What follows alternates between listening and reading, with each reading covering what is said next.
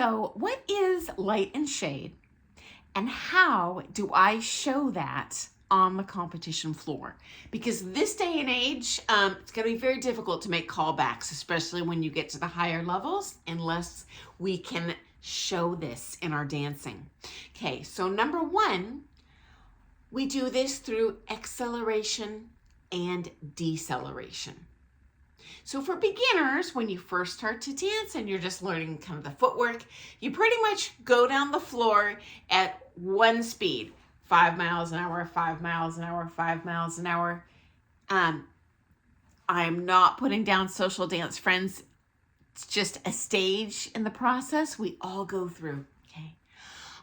Next, we add acceleration. That looks like this. Go and slow down. Go and slow down. And you will notice with the music, beat one of every measure is almost always the strongest beat. So for example, in a foxtrot, 1, 2, 3, 4, 1, 2, 3, 4. The 1 is the strongest beat. In waltz, 1, 2, 3, 1, 2, 3. And generally we want to power more or accelerate on that strong beat and then decelerate on the softer beats. So your dancing looks more dynamic, because visually I'm going to want to watch something that goes and stops rather than goes.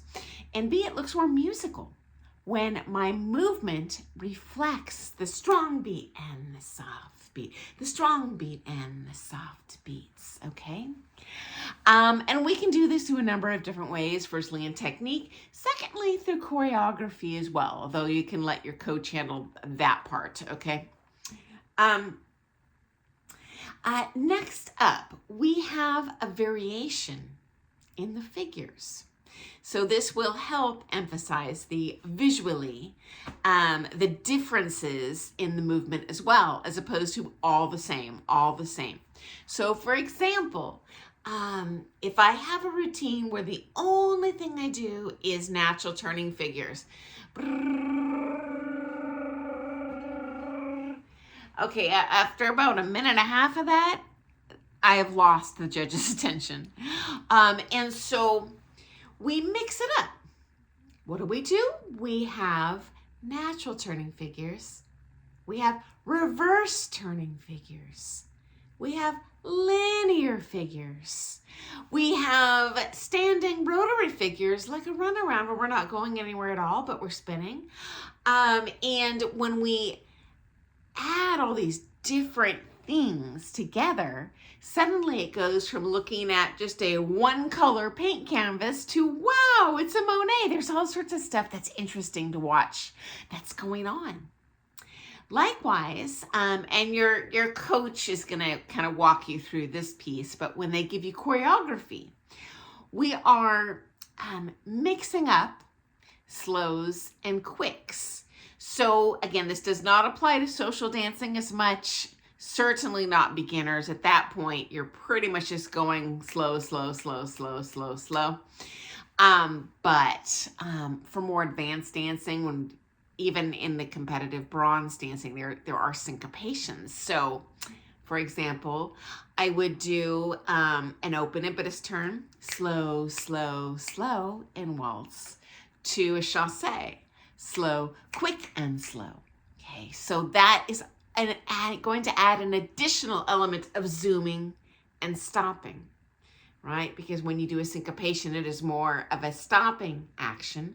When you do a series of slows in a row, it's more of that standard acceleration and deceleration instead of accelerate, stop, and then accelerate. So it's a little bit of a, again, light and shade. It means variation in that canvas that we are looking at.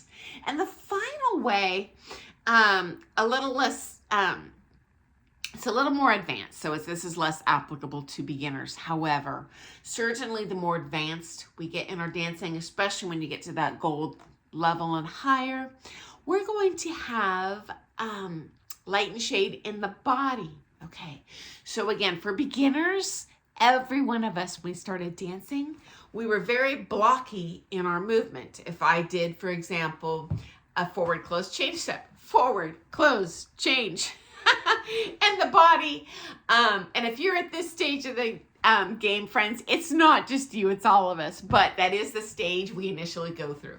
So everything moves in one unit, and a better way that we express light and shade and make the dancing beautiful on that calm floor is we have a winding action in the body, where I'm going to take the body and then the head, and they're doing different things. You might also have heard your coach describe this as separating the blocks. So this is moving as one block.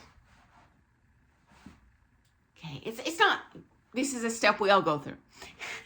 And then this is a little bit more of light and shade in the movement, where I'm going to add one thing and then going to wind the body on the top of that. So we're creating more of a three-dimensional picture instead of a two-dimensional picture. Hopefully we can see that difference on the camera. So that in a nutshell is light and shade, and how the kind of the different ways we do that on the floor.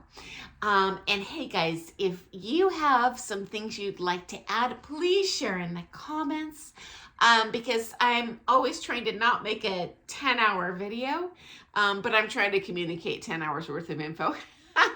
But that's light and shade in a nutshell. So thanks so much for joining me today. I cannot wait to see you first thing tomorrow morning for some more ballroom dance stuff.